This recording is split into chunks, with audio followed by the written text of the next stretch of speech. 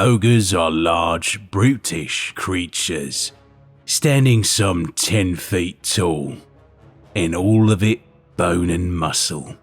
For this reason, they are much in demand as bodyguards and mercenaries, despite their lack of brains. A warband backed up by an ogre makes a fearsome enemy, since ogres are extremely dangerous fighters and a terrifying sight to behold when enraged. They happily accept any employer, as they are notoriously unbothered about who they fight for.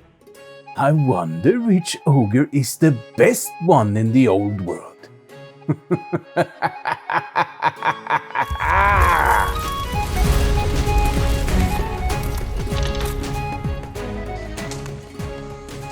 Hey good folks, my name is Leif and I want to welcome you to my channel called Devs and Dice, where I paint miniatures or craft terrain for the tabletop. Today I'm in the business of recruiting a hired sword for my Witch Hunter warband, specifically an Ogre Bodyguard.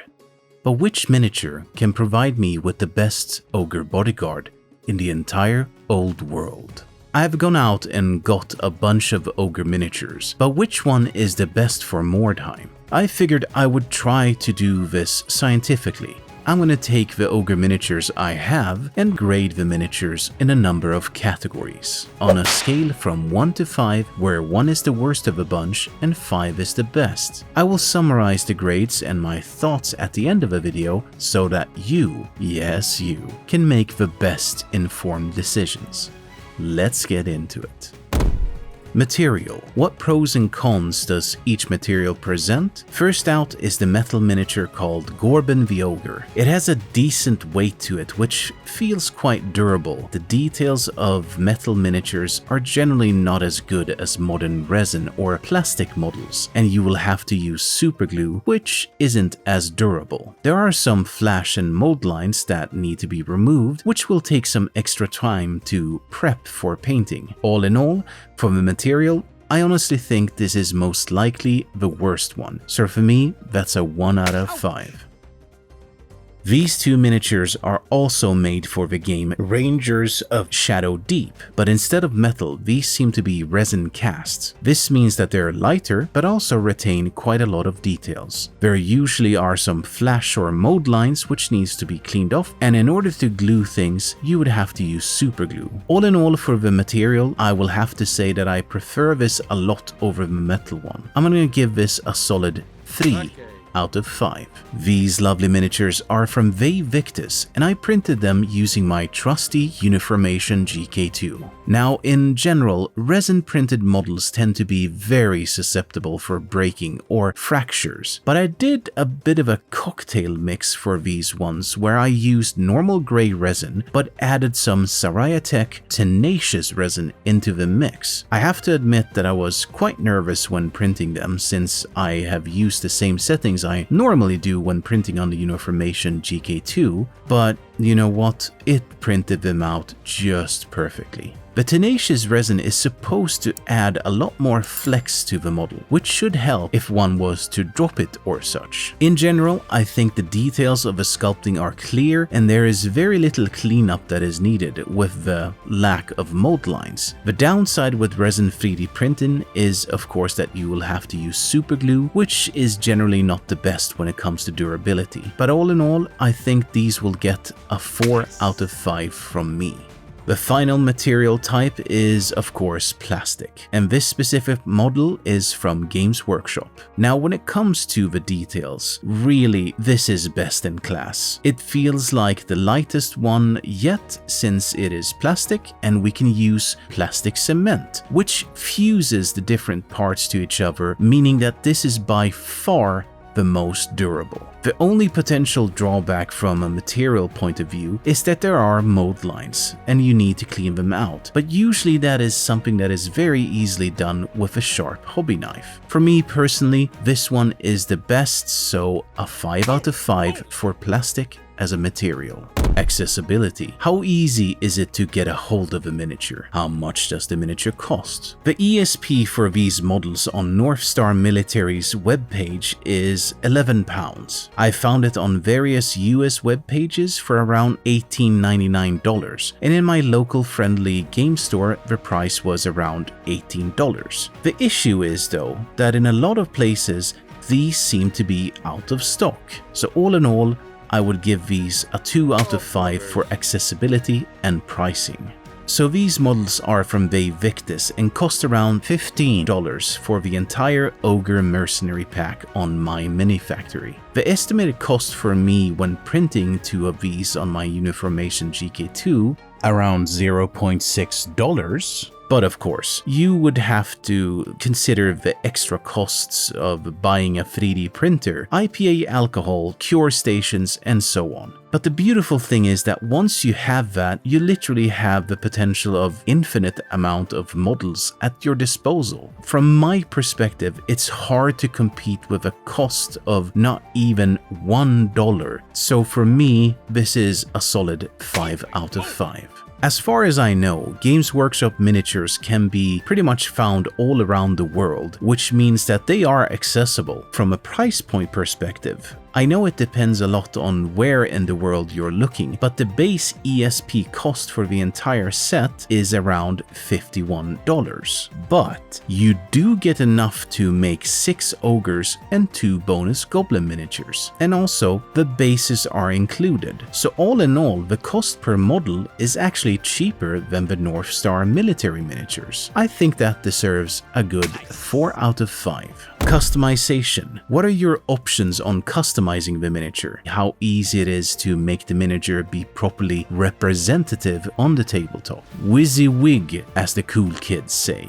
So can one easily work with metal miniatures for kit bashing? My personal answer would be no. I'm not saying that it cannot be done, but it does seem to be a bit more cumbersome material since it is heavier. Looking at the design of a miniature, it's also hard to remove any of the hands or weapons and replace them since they are quite built into the visual design of a miniature. I would have to say that for me, this miniature gets a 2 out of 5. When it comes to customization. Both of these miniatures are made from cast resin, which can easily be sawed into or cut if you have the tools for that. Both of the miniatures are using a club, but I think it could be quite easily swapped for a sword or something more representative on the tabletop. I would say this is a solid middle ground, so 3 out of 5 for the resin miniatures. Now here comes another category where resin 3D printing outshines the plastic, metal or resin cast options by far. In the pack from DEVSANDDICE, you can literally print other weapons to make the miniature fit exactly the weapon constellation you want. It being resin printed means also that you technically could print other weapons from other files as long as you get the scale right. Solid 5 out of 5 for me here. So the plastic kits do come by default with some options, which is awesome. For my one, I actually did do some mild kit bashing for the left hand, and for me personally, I really enjoy doing these things in the plastic material using plastic cement. I know that this will hold up fine on the tabletop, and I can sand into this without it looking out of place. That being said, it is not as easy as 3D printing, but still, I think it deserves a good 4 out of 5 in this category. Aesthetics. This category is very interesting and arguably perhaps the most subjective.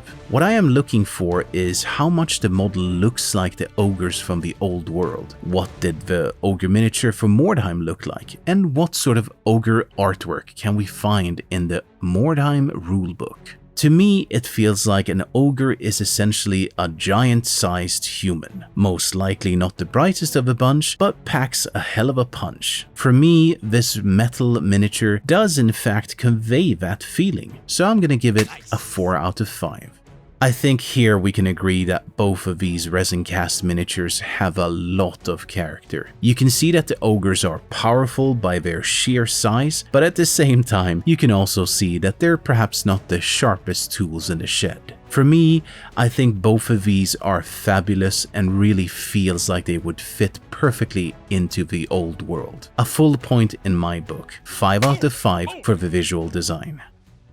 The printed miniatures from V Victus are good, but in all earnest, I had to cut off their throats a bit because I personally felt like they looked too upright somehow. Now, once I had done that, I felt like they looked a lot more ogre-like. So I would say, all in all, that they have a high score, but perhaps not the best of a bunch. 4 out of 5 is where I'm landing.